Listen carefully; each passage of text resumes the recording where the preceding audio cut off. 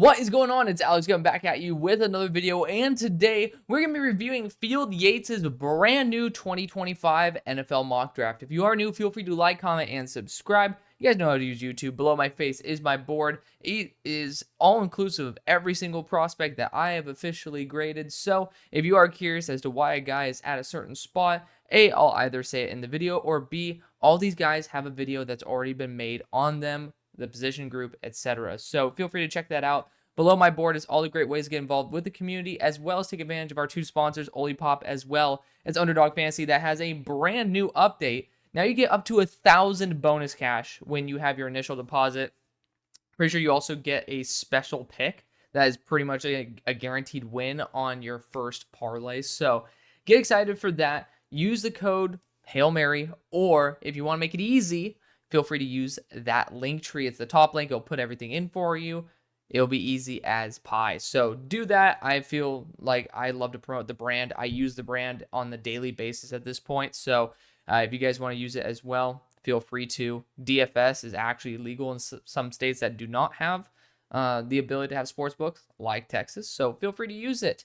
Just do it legally and responsibly and enjoy yourselves. It sends me $60 per time that you guys sign up for the first time, but I'd be willing to do it for far less because I actually believe in the company. Again, do not tell them that, though, because we don't need to lose any negotiating power. Let's get right into this, though. Starting out with the number 1 overall selection, we have a projected trade already. The Giants move up to number 1 to select Carson Beck. Carson Beck is essentially an upgraded version of Daniel Jones, so I know that you'll be getting an upgrade from doing this. However, the upgrade in question might not be enough in order to actually vault yourself into that real competition level for the playoffs.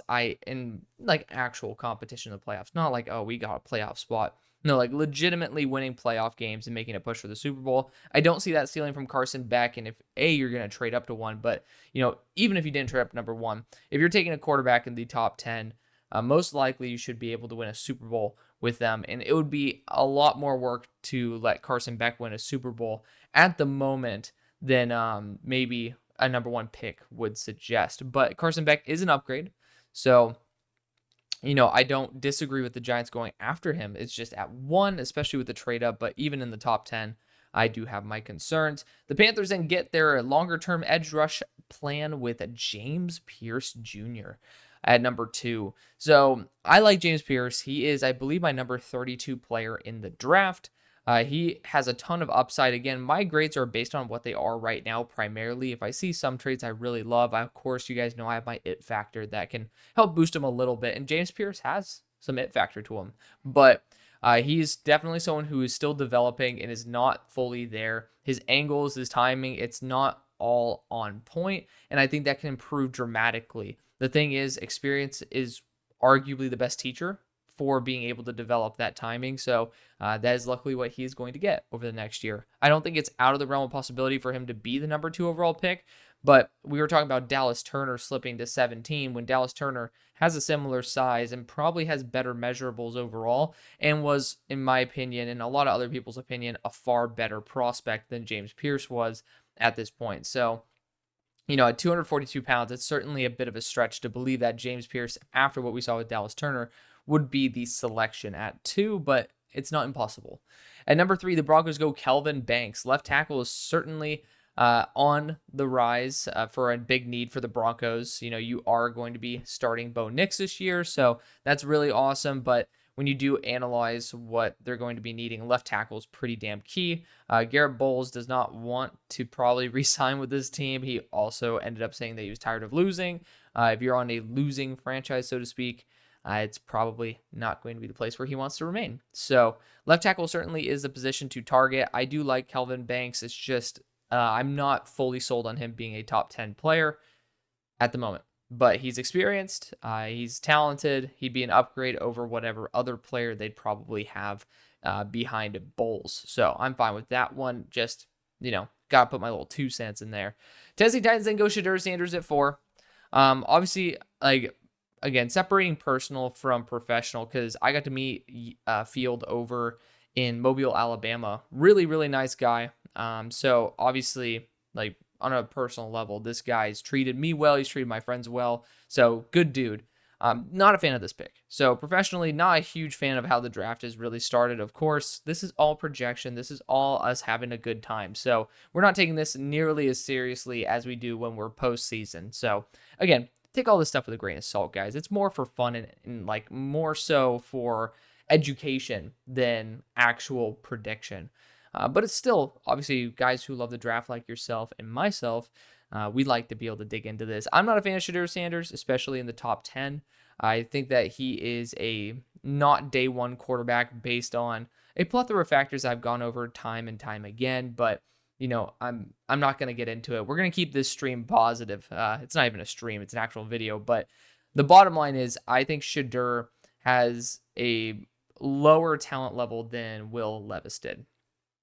To be fair, some people believed the day before the draft Will Levis was going to be the second overall pick. So I do think that I would still have faith in Will. I don't believe Will would be the reason they're there at 4. And if he is the reason they're there at 4, I don't know if Shedeur would be the one to open up the offense and give them more firepower. So TBD on that. Then the Washington Commanders go Mikael Williams at 5. I could totally see Mikael taking a massive step this year. He's actually changing his role at Georgia to be a little bit more suited towards his strengths. Georgia's not really done the best job at putting their guys in the best position since they've had their monster teams in the past. But Mikael Williams, ton of potential. Edge rusher's a massive vacancy there for the Commanders. I could see that being a big win for them coming the new year. So, New England Patriots then go Will Johnson, cornerback out of Michigan. That'd be arguably one of the best young corner duos, if not the best young corner duo in the NFL. And that's the best way you could pivot. You trade away your picks and you still get the best player in the draft. That would be, that's a very New England Patriots thing to do. So I would hope that the goes to Bill Belichick can make that happen. But chances are pretty low. Then you got the Vikings going Mason Graham. I don't know why. This is just a dream fit of mine for Mason Graham. I love it. I'm not as high as many other people on Mason Graham, but when it comes to the Vikings, I can totally see the value of him being here. So I'm a fan of it. Just maybe, like, if you can trade back, do so. I don't know if you can. If you can't, it might be too big of an opportunity to miss out on. Pick number 8, the Vegas Raiders go Quinn Ewers. I'm not a big Quinn Ewers guy. Bottom line is I'm not a fan of the quarterback class. I do think that it is like a 2022 NFL draft style quarterback class with just a little bit more depth. But the Vegas Raiders going Quinn Ewers, maybe if it's in the second round, that'd be great. It's just I don't really trust him on a down-to-down basis, and I don't like his deep ball. So I think that I would want to stick with my guys as is, maybe develop the offensive line, and go from there. At pick number 9, you got the Cardinals going Nick Skeleton. Sucks that BJO ended up, he's out for the year. That really sucks. But the good news is my boy Xavier Thomas, he's not my boy. He's a guy who was my guy. He ended up being, he's at the moment, the guy who's leading in pressures from rookies. So during the preseason, again, that doesn't really matter, but at least it's something, right? So maybe there is some hope there for the Cardinals, and Nick Skeleton would be a nice, can you imagine that defensive line with BJ healthy? Then you also have Xavier Thomas, Nick Skeleton, as well as Darius Robinson. That would be a really good group of players. I think pass rush is not out of the realm. And at 280, he's right now apparently listed 285, and he's 19 years old. You certainly could be getting somebody who can even make some reps on the inside. I would love to see how that goes. Then you got the Saints going Will Campbell here. I like the idea of moving Tali Fuaga back to right tackle because, I'm just not the biggest truster of guys going right tackle to left. That's just me. I don't know. I've just never been one to trust. I've been trusting left to right tackle moves, and that hasn't really worked out, which I'm honestly surprised. The right to left tackle movement has appeared to be more consistent in recent memory than the left tackle to right tackle movement. But continuing on, I still like Will Campbell a lot. If he ends up failing as a tackle, you easily could kick him to the inside and still have a really good contingency plan there. So Will Campbell is going to be a very solid player. I don't know how many first-round picks y'all have ever taken out of LSU. I remember somebody told me that was very, very few, if any. But that would still be sick if you guys could end up getting a talented offensive lineman there at 10. At 11, the Seahawks go Travis Hunter. You're going to be getting a guy to play that left boundary corner slot, and because I know Trey Brown is going to be he's up for a contract. You guys can check out my Seahawks deep dive. English is tough today. You can check that out. It just dropped yesterday. So feel free to go and peruse. That video is actually doing much better than I expected. So I'm happy about that. But he could easily step in and do a very good job. I don't really see the athletic upside that the other corners that you have in your roster have. So I don't really know if it's a system fit, but at the end of the day, you're getting a very talented player nonetheless. And if he doesn't work out at corner, you could always try to have your Tyler Lockett replacement. Then you got the Buccaneers going Ben Morrison. I think that's perfectly fine. Obviously, he's my number 2 player, so I'm a fan. And we'll leave it right there. Yeah, big fan of what Ben Morrison can bring to the game. You know, he's a very talented player, and you are probably going to be having a bit more struggle on defense than what the Buccaneers fans like to say. Steelers then go T-Mac, Tetairoa McMillan out of Arizona. I just see too much of an overlap here with George Pickens. I just don't see Tetairoa McMillan complementing his skill set, more so putting it a little bit more of an emphasis on just a pure overlap of responsibilities. Tetairoa is that guy who's a contested catch dude, reliable hands, deep speed, good frame. But at the same time, you also have to realize that he's not a route running separator. George Pickens is better at that. So I don't really see how this would end up. You know, if you're looking at a Brandon Ayuk style player, the guy who I would recommend in probably the 2nd or the 3rd round is Deion Burks, who has that, you know, really, really solid change of direction ability. And the Steelers never go after receivers in the 1st because they're really good at sniping them in the 2nd, 3rd, and even the 4th. So I'd prefer to go after the Steelers' strengths right there and wait on wide receiver, maybe go after an offensive lineman theoretically. Depends on what the future is there. But I do think they kind of have that locked up. I would say cornerback, absolutely. And maybe even quarterback. If they're at number 13, there has to be some other stuff that goes wrong than just not having a number 2 receiver. At 14, the Colts go Malachi Starks. Absolutely. I mean, with the contracts coming up for those safeties, I 100% support this. He's a fantastic player. He's my number 14 player as well.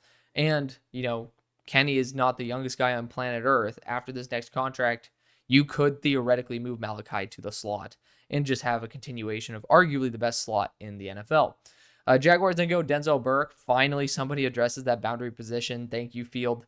Denzel's a fantastic player. So he's just pretty much master or jack of all trades, master of none. Like, I think that he's just done a phenomenal job overall. And maybe he's not super elite in any category, but he is just very, very reliable. The Browns then go Emory Jones. I know that Jedrick Wills is going to be up for a contract. And Jack Conklin, I know that he's not been overly uber reliable. And Emory Jones would be a nice addition on the offensive line. I would say DeJuan Jones is fantastic, and you'd probably be moving Emory Jones or DeJuan to left tackle in this situation. But there is a future as well where you move Emory Jones to guard, and you just have a very feisty right side of the line of scrimmage. So TBD on that. The Bears then go JT Tuimoloau. It's still way too early for me to be comfortable taking JT this early. I mean, I like JT more than the consensus, I think, at this point. And even with my consensus point of view, I think it's just a bit too early. He has yet to truly prove himself as an NFL edge rusher. So I'm hoping he ends up taking that step, but I have yet to see it. You got the Chargers then going Colston Loveland. It's that perfect matchup there. Michigan and Michigan is what it is. It's Harbaugh's guy, and he was fantastic. He's a receiving weapon. Tight end is a big thing for Harbaugh. It does make a ton of sense. I'd try to trade back in this instance, but if you have to get your guy, you have to get your guy. The Rams then go Luther Burden at 19. That'd be a very, very, very dynamic weapon for them to grab. I'd be scared shitless, especially if McVay likes to stay around. I have this feeling that I'm pretty damn confident that this is McVay's last year. Even like when you look at the preseason game where they were basically having Sean McVay talk to the broadcasters the whole time, he was almost like quasi acting as a colored commentator. And I think that's because he's essentially like testing out how he'd feel going to the booth. And, you know, Matt Stafford's not going to stay young forever. So if Matt Stafford stays one more year, maybe this might be like one more last hurrah. But Luther Burden in that case would be awesome. Otherwise, I'd really want to see who's going to take the reins there in LA. At 20, the Jets go Deion Walker. I mean, you have the perfect situation for Dayon to learn how to play properly. Quinnen had a slow start to his career, and it's accelerated to the guy who he was supposed to be. So I'm excited to see if that could end up being the same story for Dayon. Maybe a little bit more expedited since Quinnen can end up teaching him some lessons. Then you got the Dolphins going Jonah Savania. I think that this is not an awful idea because Jonah would be a really, really solid guard / center from early on, with which I think he could end up being a tackle. Absolutely. I'm pretty damn confident I'd rather keep him at tackle, but your situation doesn't stick to that. Of course, my Dolphins fans have educated me year after year, and I was pretty negligent until recent. You guys don't value offensive linemen as first round quality players because your offense is so quick hit. Not necessarily as valuable to have an offensive lineman that could essentially block for an extensive period of time. So I could see you guys trying to get better value down the board, but I do like the idea, especially if he's there in like the second. You got the Atlanta Falcons going Abdul Carter at 22. With Braylon Trice going to be coming off that ACL repair, and to be fair, Braylon did not look good in the preseason. I'm really like, my stock is at an all-time low for Braylon Trice. Y'all know how much I loved him, especially at 275. But adding Matt Judon, and we're going to see if he ends up getting a deal. If I'm not mistaken, he hasn't gotten one fully yet. But let's just say it might be a 2-year, 3-year extension. That's a perfect guy to teach up Abdul Carter and the rest of the edge core. So this is a guy where I like this fit, especially if Judon gets an extension. If he does not, I don't trust that Abdul will be able to be in position to be his best self as a first-round pick. In the second, third, again, that's where you can really start taking your liberties, but this is the first round for a Super Bowl possible team. You got the Texans going Harold Perkins. D'Amico Ryans will find a way to make him a superstar, so I'm going to be trusting if that's the move, and I'm not going to shame it at all. You get your pass rush upside, really good athlete. He's just a bit undersized. Then we're going to talk about Patrick Payton next. Patrick Payton's awesome. I just think he needs a lot more development, and this does not feel like a Green Bay Packers edge rusher. He's a little bit on the lighter side, even though he added some weight. Just Florida State guys have yet to show that they can add weight properly. Like, I just always point back to this past season where, Jared Verse was up to 260, and he looked like he was out of gas and out of shape. I'm hoping Patrick Payton, who boosted his weight, I think it was 10 pounds over the offseason, doesn't end up having a similar story, but I'd trust history before, I'm proven wrong by being optimistically hypothetical. At 25, you get the Bengals going Emeka Egbuka. With T. Higgins probably going to be gone, I think this is a perfectly fine move. I just don't trust Emeka just yet based on health and based on the future of the role, because he showed out when he had JSN and Marvin Harrison Jr., both first-round pick weapons, pretty much soaking up a lot of the attention. And then now people think he belongs in the slot, even though he struggled in the slot. It's very, very unknown. It's one of those names that I'm relatively confident will not be a first-round pick based on the fact that, A, injury kind of derailed his last year, but B, he succeeded when he had the attention at a minimum. So we'll see what happens. I'm rooting for Emeka because, I'm an Ohio State fan. It is what it is, but it still have to be a realist at the same time. I owe you guys honesty. At 26, the Bills go Donovan Jackson out of Ohio State as well. Donovan Jackson, where is he on my board? Number 9. I think he's fantastic. He is extremely agile, and he's someone who's extremely feisty. The ceiling is the limit with this guy. He is literally 1 point away. Like, the gap between 9 and 4 is less than 1 point on their grading scale. So keep that in mind as well. He is pretty damn close to being a top 5 player on my board. At 27, the Cowboys go to Tacario Davis. He just doesn't shift his direction very well, but he's super smart, very lanky, has really good ball production. I think he could be a really good asset in the NFL. His straight line speed is pretty damn solid, so it's more so the explosiveness that's the issue when he changes direction. And the Cowboys certainly can use some extra firepower there in the secondary, but I would caution that you might want to be addressing the receiving room for the first time. I can't believe I'm saying it. Dallas doesn't have a very good receiving core outside of CeeDee Lamb. And the future is even semi up in the air with that. The Eagles then go Isaiah Bond at 28. I can see this being a position they go after if Johnny Wilson can't pan out.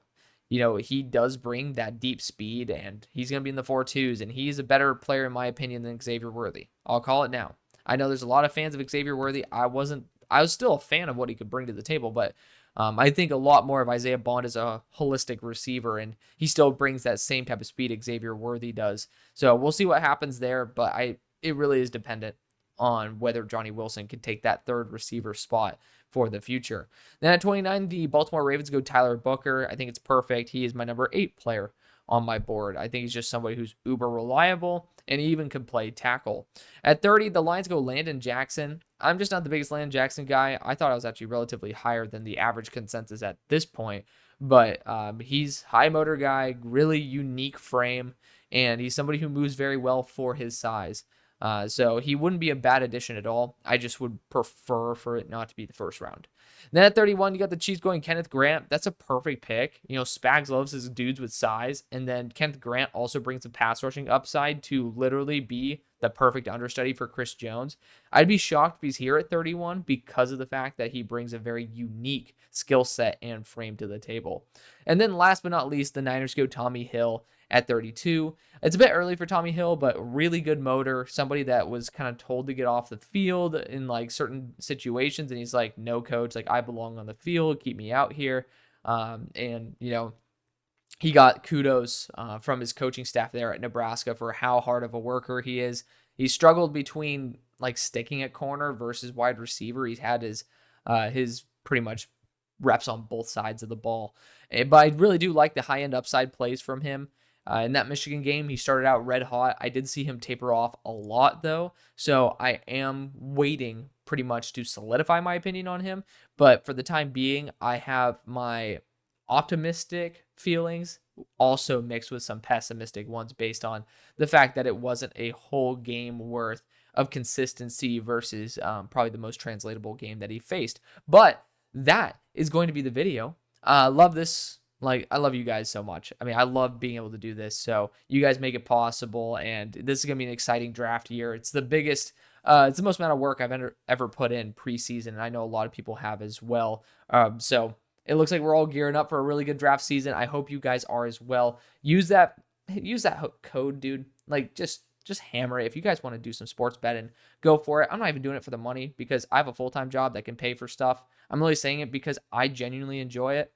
So if you guys can get some opportunities to make some cash, also enjoy yourself, add a little skin to the game, just do it for yourself. And then, of course, I benefit. But again, I will do it regardless of whether you do it or not. So I love you. See you on the far side. Peace.